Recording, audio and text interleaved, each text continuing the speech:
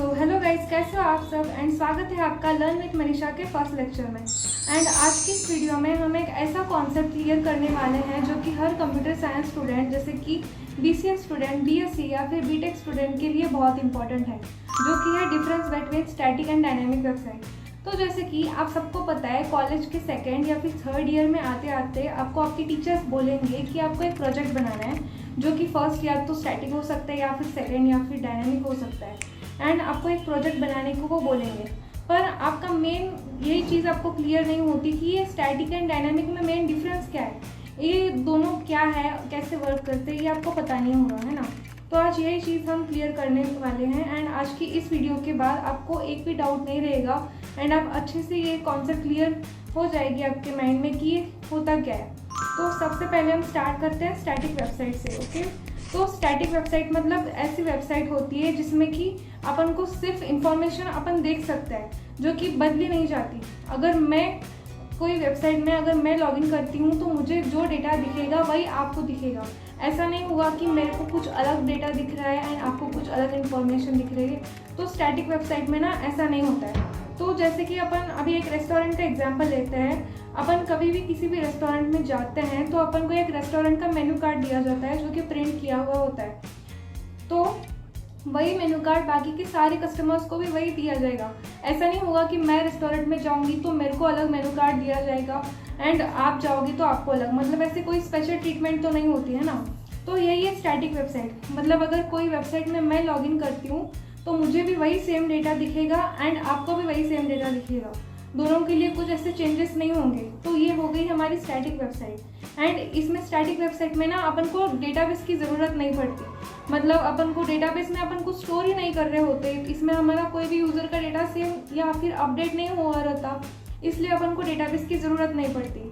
And static website में अपन front end का use करते हैं, जिसमें से सपोज आप एक कॉलेज पोर्टफोलियो बना रहे हो या फिर पोर्टफोलियो वेबसाइट बना रहे हो, कॉलेज का मिनी प्रोजेक्ट बना रहे हो, जिसमें आपने यूज़ किया है HTML, CSS और जावास्क्रिप्ट। एंड इसमें आप सिर्फ आपके जो टेक्स्ट फील्ड्स होंगे या फिर आप इमेजेस वगैरह जो सब आप यूज़ करेंगे, ये सारे फिक्स्ड रहेंगे, मतलब बाद में इसमें कोई चेंजेस वगैरह नहीं हो सकते।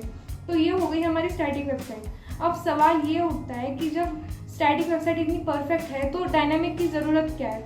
मतलब डायनेमिक वेबसाइट तो उसमें तो अपन बैकएंड वगैरह सब यूज़ करते हैं, तो हम स्टैटिक का क्या यूज़ कर सकते हैं। तो स्टैटिक वेबसाइट जो है ना, वो सिर्फ ऐसे जगहों पर बहुत ज़्यादा यूज़फुल है जहाँ पे हमको सिर्फ इंफॉर्मेशन दिखानी रहती है। या तो कोई रेस्टोरेंट का कोई वेबसाइट होगा या फिर कोई इवेंट हैंडलिंग का वेबसाइट या फिर पोर्टफोलियो वेबसाइट, इसमें स्टैटिक वेबसाइट बहुत यूज़फुल होती है। तो ये हो गई हमारी स्टैटिक वेबसाइट। एंड सबसे मेन बात ये कि स्टैटिक वेबसाइट में अपन को डेटाबेस क्रिएट करने की ज़रूरत नहीं पड़ती। एंड ये जो चीज़ है ना गाइज, ये आपको कॉलेज में वाइवा में वगैरह ये पूछी जा सकती है कि स्टैटिक वेबसाइट में क्या हम स्टैटिक वेबसाइट में क्या हम डेटाबेस यूज़ करते हैं कि नहीं। तो ये चीज़ आपको आपकी कॉलेज में वाइवा में वगैरह पूछी जा सकती है। तो अभी हम डायनेमिक वेबसाइट के बारे में जानेंगे। तो डायनेमिक वेबसाइट ये स्टैटिक वेबसाइट के अपोजिट होती है। मतलब इसमें डायनेमिक वेबसाइट में अगर मैं लॉगिन कर रही हूँ तो मेरे को अलग पेज दिखेगा, आप लॉगिन कर रहे हो तो आपको अलग पेज दिखेगा, या फिर आप एडमिन या फिर यूज़र पैनल ऐसे समझ सकते हो। इसका एक एग्जांपल दूँ अगर मैं रियल लाइफ का, तो इंस्टाग्राम पे मेरी फीड पूरी अलग रहेगी एंड आपकी फीड पूरी अलग रहेगी। मतलब मेरी फीड मैंने जो एक्टिविटी की उस हिसाब से मेरी फीड रहेगी एंड आपकी फीड आपने जो एक्टिविटी की है इंस्टाग्राम पे वैसे रहेगी। मतलब इंस्टाग्राम क्या करता है ना कि यूज़र के एक्टिविटी के हिसाब से उसको कंटेंट सजेस्ट करता है, आपके एक्टिविटी से हिसाब से आपको वो कंटेंट सजेस्ट करेगा एंड मेरी एक्टिविटी के हिसाब से वो मेरे को कंटेंट सजेस्ट करेगा। तो हम दोनों की फीड कम्प्लीटली डिफरेंट रहेगी। तो ये हो गया हमारा dynamic website. And dynamic website में अपन फ्रंट एंड के साथ बैक एंड एंड डेटाबेस भी यूज़ करता है। मतलब फ्रंट एंड के लिए HTML, CSS एंड जावास्क्रिप्ट, और बैक एंड के लिए जावा, PHP, Node.js एंड डेटा को स्टोर करने के लिए डेटाबेस में, तो डेटाबेस के लिए अपन SQL, MySQL या फिर MongoDB का यूज़ करते हैं।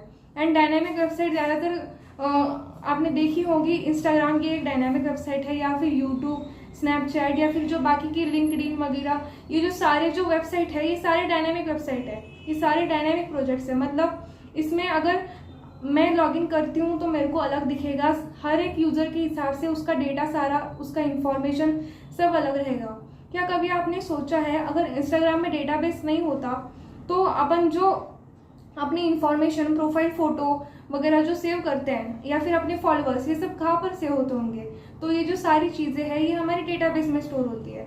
तो डायनेमिक वेबसाइट में डेटाबेस की ज़रूरत होती है, स्टैटिक में नहीं होती। ये चीज़ आपको ध्यान रखनी है, ये कॉलेज के वाइवा में भी आपको पूछी जा सकती है। तो यही हो गया हमारा मेन डिफरेंस स्टैटिक और डायनेमिक वेबसाइट में का। आई होप आपको ये कॉन्सेप्ट क्लियर हुए होंगे। एंड आपको ये अगर वीडियो अच्छी लगी होगी तो लाइक, कमेंट एंड शेयर करना मत भूलना। एंड मैं हूँ मनीषा, मिलती हूँ आपसे नेक्स्ट वीडियो में। Thank you.